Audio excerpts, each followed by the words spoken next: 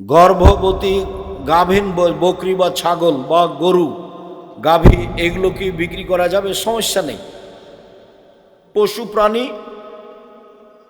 প্রজনন পদ্ধতিতে পশু প্রাণী বেশি করাতে কোনো সমস্যা নেই।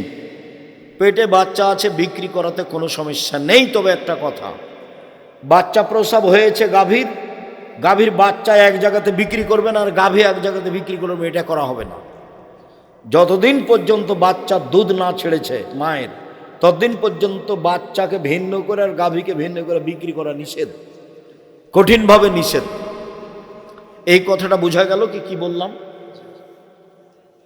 মানে গাভী বাচ্চা দুধ খায়, তো এখন দালালের কাছে দিয়েছেন, ওই একসাথে কিনে নিয়ে বেশি দাম দিয়ে বাচ্চাটা একজনের কাছে বিক্রি করেছে আর মাকে আর একজনের কাছে বিক্রি করেছে। এটা বুঝলেন না? এই কাজ করবেন না, সাবধান।